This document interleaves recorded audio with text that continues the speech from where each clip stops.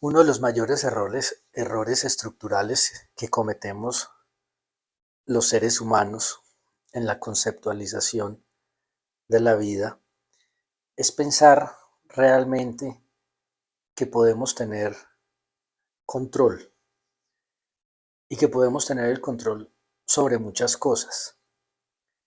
Y es un error estructural que es enseñado y que es aprendido, que es promulgado y que es practicado, especialmente durante todos esos años de formación y educación temprana, cuando el condicionamiento del sistema educativo, tan orientado él hacia el logro, tan orientado a relacionar el logro con la satisfacción, a relacionar el logro que se alcanza con el disfrute y el placer, tan enfocado él a generar el mejoramiento continuo y al hacernos competitivos,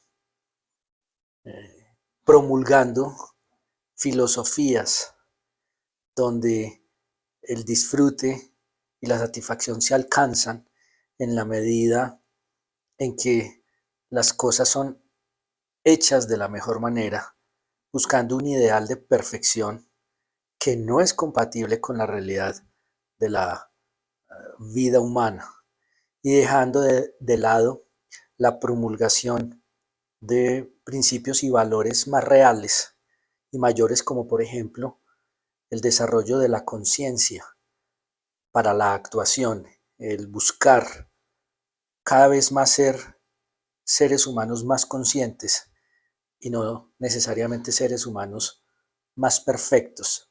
Toda esa estructura crea la falsa sensación de que nosotros, los humanos, podemos tener el control y tener el control de todo lo que sucede en nuestras vidas y de crear una matriz perfecta, un plan de vida que cuadra con los estándares de lo que sería la vida ideal, perfecta ella de nuevo, alejándonos del contacto y del ejercicio real y cotidiano con la circunstancialidad real, propia de la vida.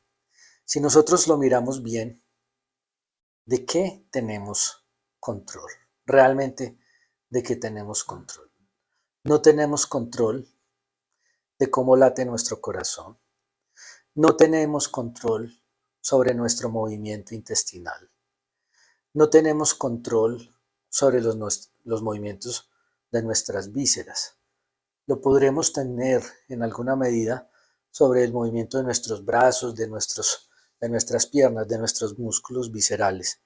Pero el 90% de las funciones orgánicas las realiza el sistema nervioso sin nuestro concurso, sin nuestra voluntad, sin nuestro control.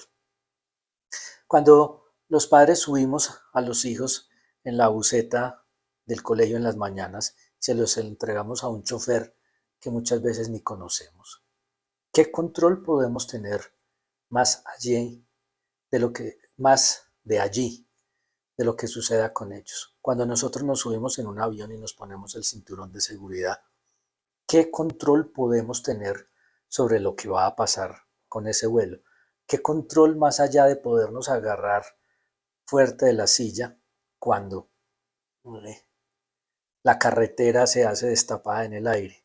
¿Cuál control tenemos si con frecuencia en esa situación perdemos el control y lloramos y gritamos histéricos porque precisamente no tenemos el control para poder hacer que un avión se caiga?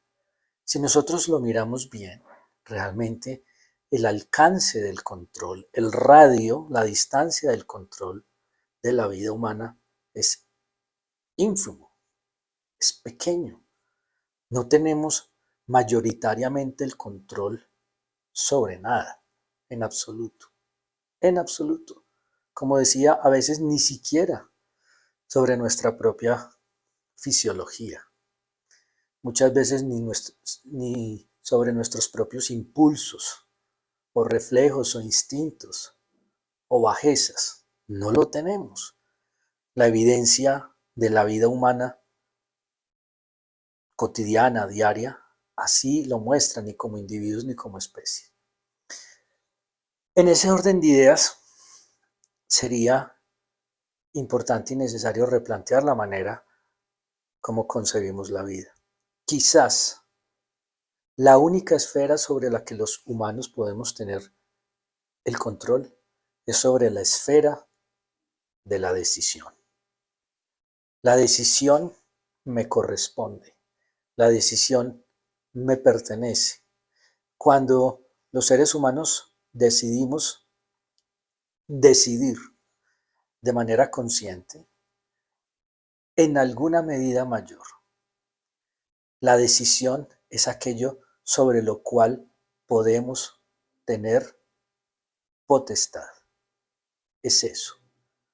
La decisión es, por consiguiente, el máximo control. Y allí se enlaza un concepto con el siguiente. Para los humanos, tener el control comienza a representar tener el poder. Entonces, si controlo algo, tengo el poder sobre ello. Si controlo a alguienes, entonces tengo el poder sobre ellos. Para los humanos, control y poder van de la mano. Y en un mal entendimiento del control, necesariamente va implícito un mal entendimiento del poder.